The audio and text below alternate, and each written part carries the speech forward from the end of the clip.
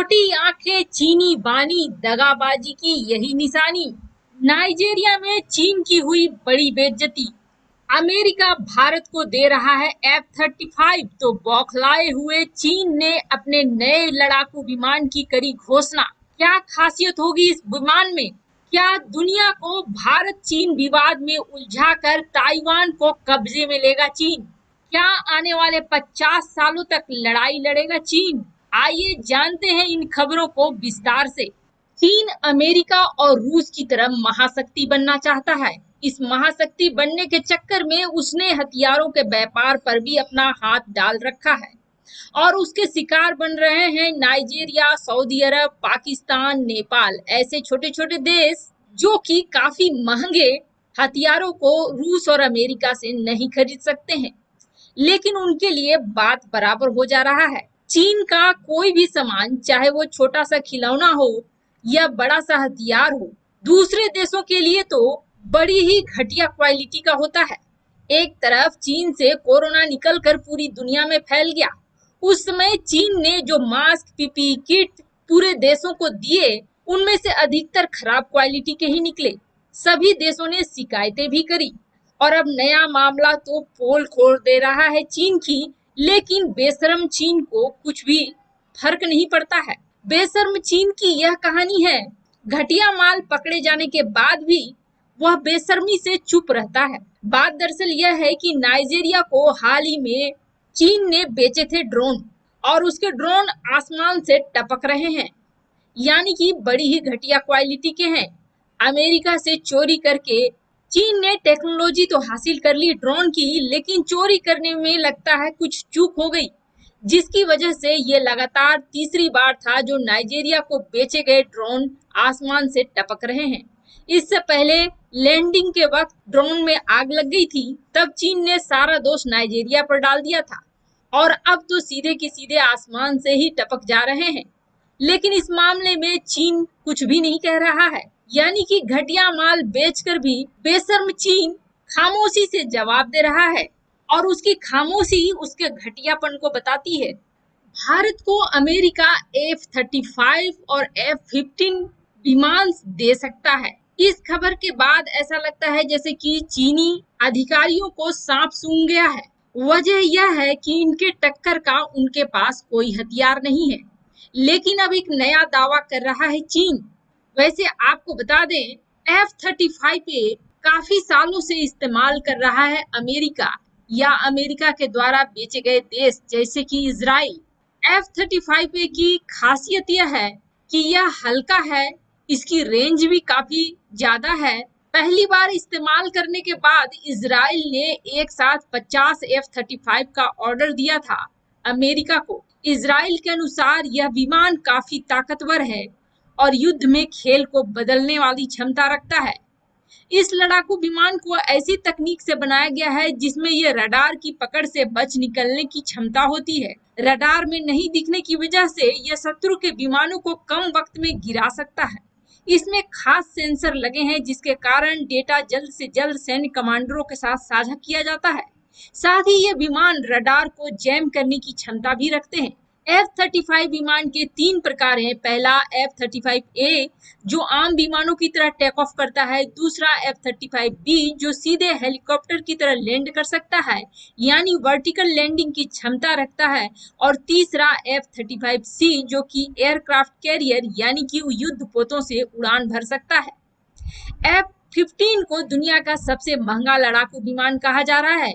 एक F-35 plane की कीमत $100 मिलियन के करीब है।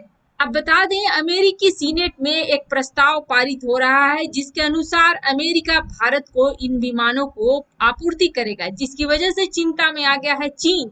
और चीन ने अब ग्लोबल टाइम्स के जरिए एक खबर फैलाई है, वह कितनी सच है और कितनी झूठ यह तो चीन ही जाने, लेकिन चीन के अनुसार वह भी एक ऐसा लड़ाकू विमान बना रहा है जो कि इसके टक्कर का होगा। हालांकि इस लड़ाकू जेट के बारे में बहुत ज्यादा विवरण नहीं दिया गया है, लेकिन ऐसा कहा जा रहा है कि J-15S के विकास के साथ यह चीन का दूसरे प्रकार का स्टील्थ फाइटर जेट होगा। ऐसा माना जा रहा है कि यह अमेरिका के विमानों को टक्कर देने के लिए बनाया जा रहा है। आपको बता दें, जहां तक F-35B या F-35C की बात है, तो इनको टेस्ट करने में 5 साल लग गए थे। चीन का कहना है कि 2021 तक ये उन्नत लड़ाकू जेट वाहक तैयार हो जाएगा। ऐसा लगता नहीं है, क्योंकि पूरे 5 साल लग गए थे अमेरिका को अपने विमानों को टेस्ट करने में। अगर 21 में बना भी लेता है चीन, तो इस विमान का इस्तेमाल हाल के युद्धों में नहीं कर पाएगा। हालांकि आपको बता दें, जिस J-15 को उन्नत बनाकर चीन दावा कर रहा है कि वह ऐसा लड़ाकू विमान बना लेगा, वह J-15 उसने रूस से चुराया था, जिसके लिए रूस अभी भी खफा है। लेकिन इस चुराने में फिर से गलती हो गई थी टेक्नोलॉजी के मामले में, और काफी हैवी वेटेड बन गया ये। यह उस तरह का नहीं है जिस तरह की रूस की ओरिजिनल टेक्नोलॉजी है। ऐसे में आने वाला संस्करण भी गड़बड़ ही हो सकता है। अब एक बड़ा प्रश्न जो इस वक्त उठ रहा है कि कहीं ऐसा तो नहीं कि दुनिया को भारत की तरफ उलझाकर ताइवान को अपने कब्जे में लेना चाह रहा है चीन। ऐसा हो सकता है। इस दिशा में शक इसलिए जा रहा है क्योंकि चीन के एक अखबार में एक आर्टिकल छपा है, और उस आर्टिकल में यह दावा किया गया है कि चीन 50 सालों तक युद्ध लड़ेगा। यानी कि आने वाले 50 सालों में वह 5 से 6 देशों के साथ युद्ध लड़ेगा, और उसका पहला निशाना होगा ताइवान। और ये जो युद्ध वह 50 सालों तक लड़ने वाला है, यह अपने खोए हुए सम्मान को प्राप्त करने के लिए।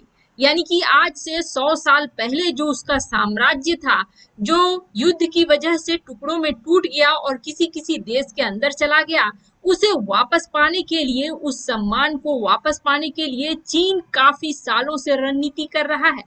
यानी कि 100 सालों से चीन अपने आप को तैयार कर रहा है इन युद्धों के लिए, और अगले 50 साल तक वह युद्ध लड़ेगा।